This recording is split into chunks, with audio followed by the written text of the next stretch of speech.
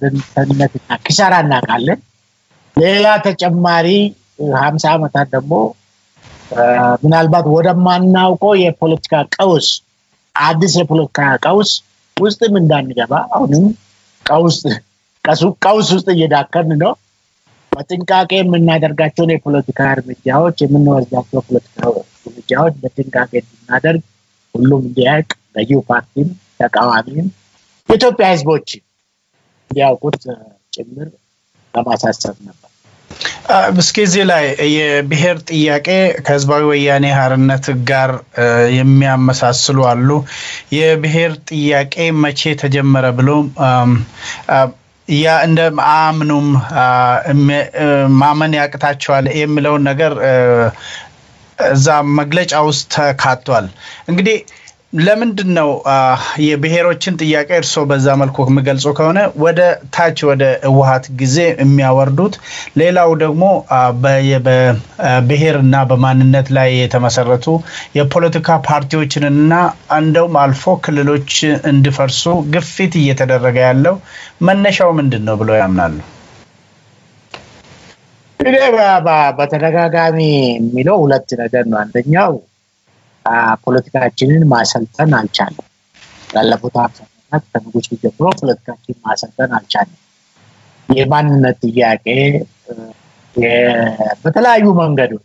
ካናዳ አለ አሜሪካ አለ እንግሊዝ አለ ነው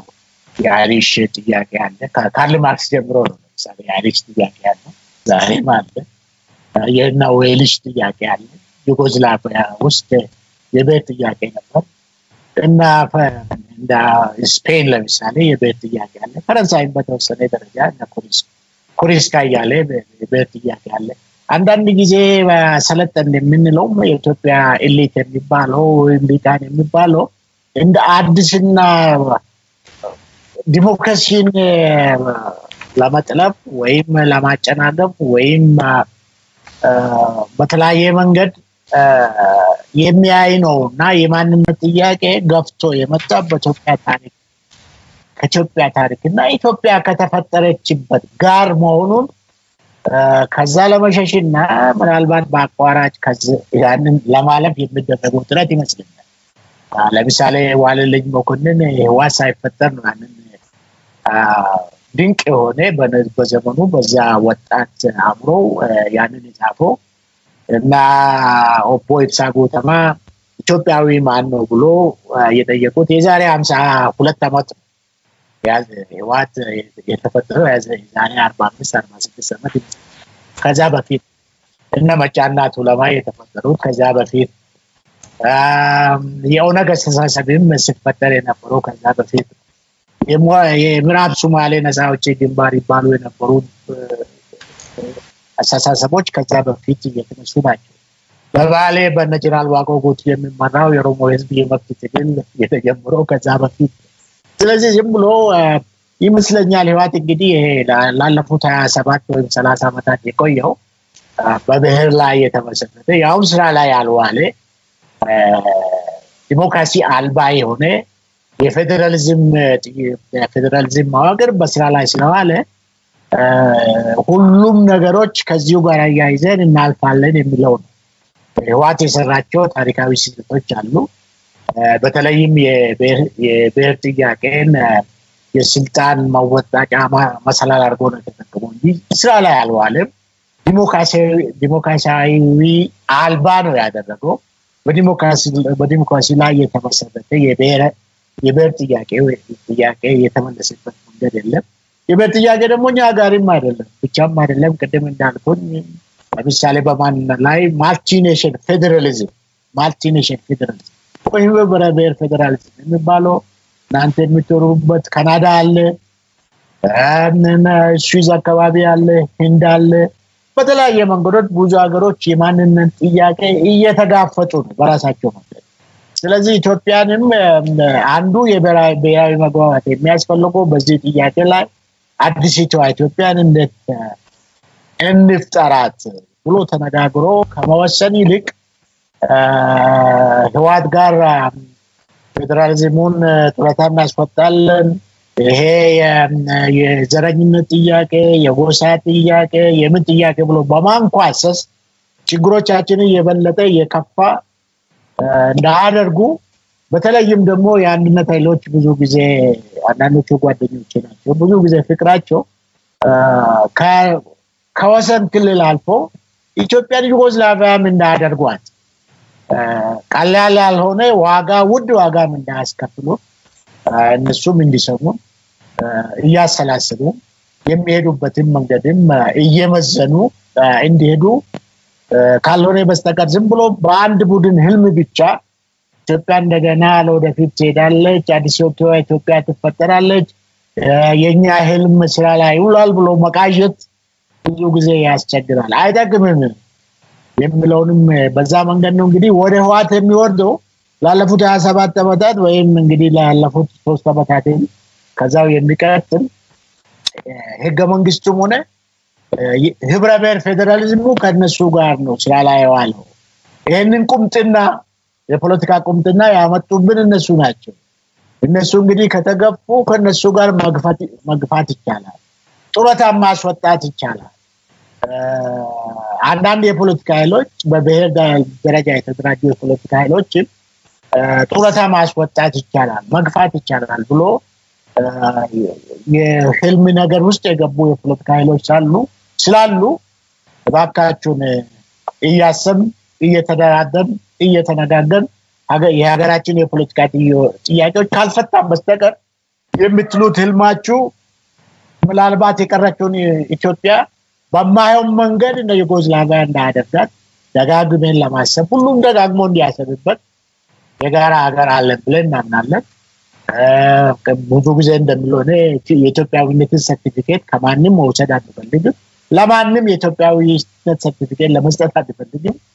በእኩልነት ላይ የተመሰረተች ዲሞክራቲክ ኢትዮጵያ ሁላችንም በእኩልነት የምታስተናግድ ዲሞክራቲክ ኢትዮጵያ እንድትፈጠር እንፈልጋለን እነሱም ይሄንን አጀንዳ ካላቸው የሌሎች የፖለቲካ ኃይሎችን ምኞቶች ፍላጎቶች በተወሰነ ደረጃ ለምን መጣ የሚለውን ጥያቄ ያየንና ያዩ ካልሄዱ ህልሞቻችን ህልም ሆነው እንዳይቀሩ ስጋት ስላለን ህዋት ብቻ አይደለም ህዋት ሳይፈጠር የብሔረሰቦች ጥያቄ ኢትዮጵያ ውስጥ ነበር የሃፓና መየሶን ለምሳሌ አንዱ የልዩነት ነጥባቸው እሱ ነበር የኤርትራ ግንባር ህዋት ከመፈጠሩ በፊት ነበር የተፈጠረው የኦሮሞ ንቅናቄዎች የሶማሌ ንቅናቄዎች ህዋት ከመፈጠሩ በፊት የተፈጠሩ ነበሩ ኢትዮጵያ የታሪክ ኢትዮጵያ ከተፈጠረችበት የታሪክ ዳታ የመጣ ነው ዝም ብለን ገብተን አጉል ኪሳራ ውስጥ ደግሞ ተጨማሪ ኪሳራ ውስጥ እንዳንገባ ሁሉም ይሄንን ከህዋት ጋር የመጣ ከህዋት ጋር ተባና ይቀበራል የሚል አይነት ነገር ፊልም ከያዙ ያስቸግራል ሁላችንም አስቸጋሪ ሆነ ሀገሪቷና ህዝቦቿን ሁላችንም ወደ አስቸጋሪ የፖለቲካ ቅርቃር ከዚህ የበለጠ የፖለቲካ ቅርቃር ውስጥ እንዳትገፉ ሀገሪቷ እንዳትገፋ ሁላችንም እንዳንገፋ